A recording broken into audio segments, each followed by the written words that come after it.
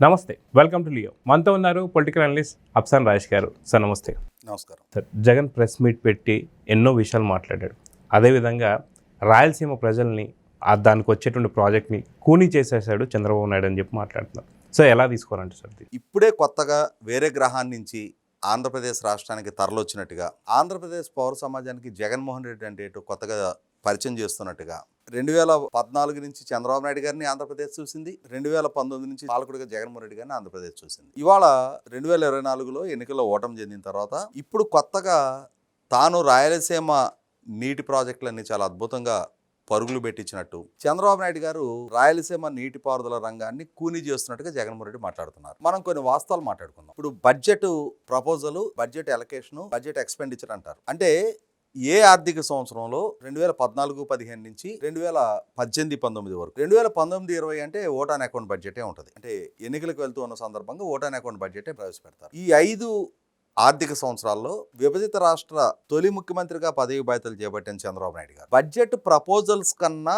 Budget allocations ఎక్కువ జరిగినాయి. Irrigation రంగాన్ని బడ్జెట్ ఎలకేషన్స్ కన్నా బడ్జెట్ ఎక్స్పెండిచర్ ఎక్కువ జరిగింది. సహజంగా బడ్జెట్ ప్రవేశపెట్టినప్పుడు ఈ సంవత్సరం పలానా పద్దు కింద ఇన్ని వేల కోట్ల రూపాయలు ఖర్చు పెట్టబోతున్నాం అని చెప్పనేది ఒక బడ్జెట్ ప్రతిపాదన పెడతారు. వాస్తవ రూపంగా ఆ ఆర్థిక సంవత్సరంలో పనులు కొనసాగించే క్రమంలో ఒక్కొక్కసారి ప్రతిపాదనల కన్నా తక్కువ కేటాయింపులే చేయాల్సి వస్తుంది. ఒక్కొక్కసారి చేసిన కేటాయింపుల వారు కూడా ఖర్చు అవ్వదు. అందుకనే మరుసటి ఆర్థిక సంవత్సరానికి వచ్చేటప్పటికి ఈ 3 లెక్కేస్తారు. మీరు బడ్జెట్ ప్రపోజల్ ఎంత పెట్టారు, ఎంత ఎలకేషన్ చేశారు, ఎంత ఖర్చు పెట్టారు అనేది. 2014-19 వరకు ఈ రాష్ట్రాన్ని పరిపాలించిన చంద్రబాబు నాయుడు గారి ప్రభుత్వ హయాంలో ఇరిగేషన్ రంగం మీద ఏం ఖర్చు పెట్టారు అనేది నీరు చెట్టుతో కూడా కలుపుకొని 68,000 కోట్ల రూపాయలు అనేది జగన్మోహన్ రెడ్డి గారి ప్రభుత్వమే 2019లో తాను పదవి బాధ్యతలు చేపట్టిన తర్వాత అసెంబ్లీ గణాంకాల నుంచి స్పష్టం చేసింది. అంటే 5 సంవత్సరాలు చంద్రబాబు నాయుడు గారి టెన్యూర్లో నీటిపారుదల రంగానికి 68,000 కోట్ల రూపాయలు ఖర్చు పెట్టారు. ఈ 68,000 కోట్లకు అదనంగా దుర్భిక్ష రాయలసీమ ప్రాంతంలో అక్కడ చాలా తక్కువ నీటి వనరులు ఉన్నాయి. ఆ నీటి వనరుల నుంచి మాక్సిమం రిజల్ట్ రాబట్టాలి అని అంటే ఆ ఉన్న కొద్దిపాటి నీటి వనరుల్ని సద్వినియోగం చేసుకోవడానికి గాను అక్కడ రైతాంగానికి డ్రిప్ పరికరాలు లాంటివి, డ్రిప్, స్ప్రింక్లర్స్ ఇటువంటి మైక్రో ఇరిగేషన్ పరికరాలను గనక సబ్సిడీ మీద ప్రభుత్వం అందిస్తే వాళ్ళు దాన్ని సద్వినియోగం చేసుకొని అక్కడ హార్టికల్చర్ ప్రమోషన్ ద్వారా మెరుగైన ఆదాయ వనరులు సంపాదించుకోవడానికి ఆస్కారం ఉంటుందని చెప్పని ఇరిగేషన్ రంగ కేటాయింపులతో పాటుగా 90% సబ్సిడీకి చంద్రబాబు నాయుడు గారు రాయలసీమ రైతాంగానికి తొలి ప్రాధాన్యతగా 17 లక్షల ఎకరాలకి ఆ 5 సంవత్సరాల టెన్యూర్లో డ్రిప్ పరికరాలు ఇచ్చారు. 17 లక్షల ఎకరాలు. మరి ఒక పక్క 68,000 కోట్ల రూపాయలు ఇరిగేషన్ రంగానికి కేటాయింపులు జరిగినాయి. ఇందులో కోర్ రాయలసీమ ప్రాజెక్టుల కోసం 12,500 కోట్లు ఖర్చు పెట్టారు. మరి అంటే ఆన్ యావరేజ్న సంవత్సరానికి 2,500 కోట్ల రూపాయలు రాయలసీమ కోసం ఖర్చు పెట్టారు. ఒక్కొక్క సంవత్సరానికి 2,500 కోట్ల చొప్పున 5 సంవత్సరాలు 12,500 ఖర్చు పెట్టారు. మరి వేరే 19 నుంచి 24 వరకు రాష్ట్రాన్ని పరిపాలించిన జగన్మోహన్ రెడ్డి గారు ఆయన టెన్యూర్లో ఎంత కేటాయింపులు చేశారో కూడా చూసుకోవాలిగా మనం. ఆయన బడ్జెట్ ప్రపోజల్స్, ఆయన బడ్జెట్ ఎలకేషన్స్, ఆయన బడ్జెట్ ఎక్స్పెండిచర్ అవి అసెంబ్లీ గణాంకాలు ఉన్నాయి. దాన్ని వాళ్ళ చంద్రబాబు నాయుడు గారు మార్చలేరు, జగన్మోహన్ రెడ్డి మార్చలేరు. 2014-15 ఆర్థిక సంవత్సరంలో చంద్రబాబు నాయుడు గారు ఎన్ని ప్రపోజల్స్ చేశారు, ఎన్ని కేటాయింపులు చేశారు, ఎంత ఖర్చు చేశారు అనేది గణాంకాలు ఉన్నాయి అక్కడ. దాన్ని వాళ్ళ మీరు నేను మార్చలేము. ఈవెన్ చంద్రబాబు నాయుడు గారు తలుచుకున్నా దాన్ని ఆల్టర్ చేయలేరు. అలాగే 19 నుంచి 24 వరకు జగన్మోహన్ రెడ్డి గారి పాలనా హయాంలో ఆయనకు సంబంధించిన గణాంకాలు కూడా ఎవరు ఆల్టర్ చేయలేరు. అక్కడ స్టాటిస్టిక్స్ ఉన్నాయి. వాటిని మనం ఒకసారి వెరిఫై చేసుకుంటే 2,500 కోట్ల రూపాయలు 5 సంవత్సరాల టెన్యూర్లో రాయలసీమ కోసం ఆయన ఖర్చు పెట్టారు. ఎక్కడ 12,500 కోట్ల రూపాయలు, ఎక్కడ 2,500 కోట్ల రూపాయలు. 20% of the expenditure Chandrababu Naidu గారు పెట్టిన ఖర్చుతో కంపేర్ చేస్తే అందులో 20% జగన్మోహన్ రెడ్డి 5 సంవత్సరాల టెన్యూర్లో రాయలసీమ ప్రాజెక్టుల మీద పెట్టిన ఖర్చు అది. మరి అటువంటి జగన్మోహన్ రెడ్డి ఈ రోజు చంద్రబాబు రాయలసీమ నీటి ప్రాజెక్టులని పేక పిసికేస్తా ఉన్నాడు, కూనీ చేస్తున్నాడు అని చెప్పని మాట్లాడుతుంటే 2019 ఎన్నికల్లో చంద్రబాబు నాయుడు గారు, జగన్మోహన్ రెడ్డి గారు ఇద్దరు రాయలసీమ వాసులే. ఒకరు చిత్తూరు జిల్లా నుంచి, ఒకరు కడప జిల్లా నుంచి ప్రాతినిధ్యం వహిస్తారు. అయినా సరే రాయలసీమ రైతాంగం, రాయలసీమ ప్రజలు, రాయలసీమ యువత చంద్రబాబు నాయుడు గారి కంటే జగన్మోహన్ రెడ్డి గారు రాయలసీమకి మరింత మెరుగైన ప్రయోజనాలు చేకూర్చగలుగుతాడు అని చెప్పని 2014-19 మధ్యకాలంలో చంద్రబాబు నాయుడు గారు పారిశ్రామికీకరణ పెంచారు. ఇందాకే నేను చెప్పినట్టుగా ఉన్న కొద్దిపాటి నీటి వనరులను సద్వినియోగం చేసుకోవడానికి 17 లక్షల ఎకరాలకు డ్రిప్ పరికరాలు ఇచ్చారు 90% సబ్సిడీతో. నీటిపారుదల ప్రాజెక్టులను 12,500 కోట్ల రూపాయలతోటి పరుగులెత్తిచ్చారు. కేంద్ర విభజన చట్ట ప్రకారం రావాల్సిన ఐఐటి, ఐజర్, అలాగే సెంట్రల్ యూనివర్సిటీ లాంటి సంస్థలు కూడా రాయలసీమలో గ్రౌండింగ్ చేయించారు. ఉర్దూ యూనివర్సిటీ లాంటిది కర్నూలులో గ్రౌండింగ్ చేయించారు. అయినా సరే చంద్రబాబు నాయుడు గారి కన్నా జగన్మోహన్ రెడ్డి ఇంకా మెరుగు చేస్తాడని చెప్పని 52 సీట్లు రాయలసీమలో ఉంటే 49 సీట్లు జగన్మోహన్ రెడ్డి కట్టపెట్టి 3 అంటే 3 సీట్లు ఇచ్చారు తెలుగుదేశానికి. మరి అదే ప్రజలు కదా, 5 ఏళ్ళు జగన్మోహన్ రెడ్డి పరిపాలన చూసుకున్నారు కదా, పోల్చి కూడా చూసుకున్నారు కదా. 5 ఏళ్లలో చంద్రబాబు ఏం చేశాడు? అటువంటి చంద్రబాబును కాదు అని మనం జగన్మోహన్ రెడ్డికి ఇంతటి బలంగా నిలబడి ఇంతటి విజయం కట్టబెడితే జగన్మోహన్ రెడ్డి ఏం చేశాడనేది కూడా చూసుకున్నారు కదా వాళ్ళు. చూసుకున్న తర్వాతేగా 49 స్థానాల నుంచి 7 స్థానాలకు జగన్మోహన్ రెడ్డిని పరిమితం చేసింది.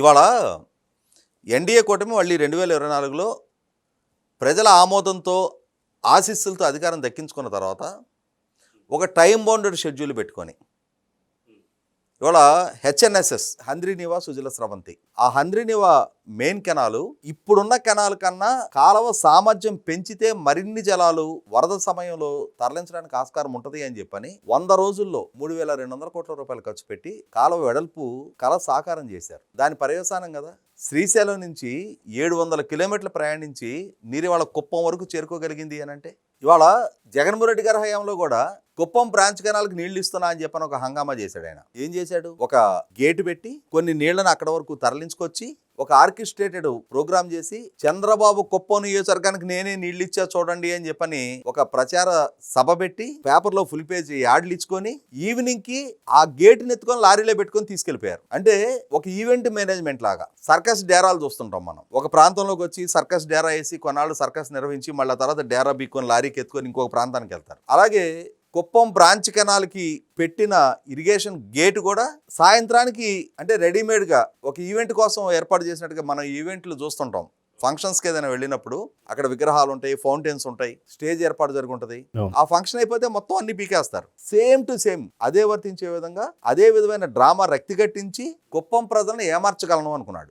అదే సందర్భంలో రాయలసీమకి తోడుగానే ప్రకాశం మెట్ట ప్రాంతాలు ఉంటాయి. పొదిలి, కంబం, మార్కాపురం, గిద్దలూరు లాంటి ప్రాంతాలు. వాళ్ళకి వెలుగొండ ప్రాజెక్టు గనక పూర్తి అయిపోతే వెలుగొండ ప్రాజెక్టు నల్లమల సాగర్ నుంచి శ్రీశైలం రైట్ బ్యాంక్ కెనాల్ నుంచి ఎస్ఆర్బీసీ నుంచి వాళ్ళకి నీళ్లు పారించుకోవడానికి ఆస్కారం ఉంటుంది. అటువంటి ప్రాజెక్టుని 2024 ఎన్నికలకు ముందు నేను ప్రాజెక్టు పూర్తి చేసేసా, జాతికి అంకితం చేస్తున్నా అని చెప్పని ఒక ప్రచార సభ పెట్టి అక్కడ ఒక ఆర్భాటపు ప్రకటన చేశాడు. తీరా చూస్తే 3,500 కోట్ల రూపాయల పనులు ఇంకా పెండింగ్ ఉన్నాయి. ఎన్డీఏ కూటమి ప్రభుత్వం పదవి బాధ్యతలు చేపట్టిన తర్వాత వీళ్ళు ఇప్పుడు యుద్ధ ప్రాతిపదిక మీద దానికి నిధులు కేటాయింపులు చేసి ఆ ప్రాజెక్టును పూర్తి చేసి ఈ 2026 ఖరీఫ్ నాటికి ఆ ప్రాజెక్టు ద్వారా నీళ్లు పారించాలని చెప్పిన ప్రయత్నం చేస్తా ఉన్నారు. ఇది ఆ ప్రాంత ప్రజలకి కళ్ళ ముందున్న స్పష్టతే. ఆయన జిల్లా, ఆయన నియోజకవర్గం రైతాంగానికి నీళ్లు పారించే గండికోట, చిత్రావతి రిజర్వాయర్లో నీళ్లున్నాయి. ఆ నీళ్లని రైతు పొలానికి పారించే పిల్లకాలాల వ్యవస్థ ఏర్పాటు చేయాలి 5 సంవత్సరాలు జగన్మోహన్ రెడ్డి పరిపాలన హయాంలో. Distributed network. అలాగే ఆయన జిల్లా, ఆయన్ని, వాళ్ళ నాయన్ని, వాళ్ళ అమ్మని, వాళ్ళ చిన్నాయన్ని, ఇప్పుడు వాళ్ళ ఇంకొక వేలు విడిచిన చిన్నాయన కొడుకుని అందరినీ నెత్తిని పెట్టుకొని ఊరేగుతూ ఉన్నారు కడప జిల్లా వాసులు. దశాబ్దాల తరబడి మోస్తా ఉన్నారు వీళ్ళ భారాన్ని. ఆ జిల్లాలో అన్నమయ్య ప్రాజెక్ట్ అని చెప్పని ఒక మైండ్ ఇరిగేషన్ ప్రాజెక్ట్, అది 3 TMC కెపాసిటీ. అది పూంచా ప్రాజెక్టు, అన్నమయ్య ప్రాజెక్టు. ఆ 2 ప్రాజెక్టులు అక్కడ తీవ్ర వాయుగుండం అని చెప్పని వాతావరణ శాఖ అలర్ట్ ఇచ్చింది. ఎన్ని సెంటీమీటర్ల వర్షపాతం కురవటానికి ఆస్కారం ఉందనేది ముందస్తు అంచనాలు ఉన్నాయి. అన్ని సెంటీమీటర్ల వర్షపాతం ఆ ప్రాంతంలో కురిస్తే ఆ ప్రాజెక్టుకి ఎంత వరద రావచ్చు అనేది అంచనాలు ఉన్నాయి. అటువంటప్పుడు ఆ ప్రాజెక్టు గేట్లు ఆపరేట్ చేసుకోవాల్సిన బాధ్యత నాటి ఇరిగేషన్ శాఖ అధికారులది. వాళ్ళని పర్యవేక్షించాల్సిన బాధ్యత ఇరిగేషన్ శాఖ మంత్రిది. అతనిని నిత్యం పర్యవేక్షించి ఆదేశాలు ఇవ్వాల్సిన బాధ్యత రాష్ట్ర ముఖ్యమంత్రిది. ఎవరి కాళ్ళు తడిగొట్టేసి పుడుకున్నారు. దాని పర్యవసానం వర్షం కురిసింది, వరద వచ్చింది, గేట్లు ఆపరేట్ చేయలేదు, ప్రాజెక్టు కొట్టుకుపోయింది. 39 ప్రాణాలు పోయినాయి, 6 గ్రామాలు తుడిచిపెట్టుకుపోయినాయి, వేలాది ఎకరాలు ఇసుక మెటలతో కప్పబడింది. మళ్ళీ తిరిగి ఆ ప్రాజెక్ట్ నిర్మాణం చేయాలంటే 986 కోట్లు ఖర్చు అవుద్దని చెప్పని ఈయన ప్రభుత్వ హయాంలోనే మళ్ళీ ఎస్టిమేట్ వేశారు. అంటే ఒక 1000 కోట్ల రూపాయలు.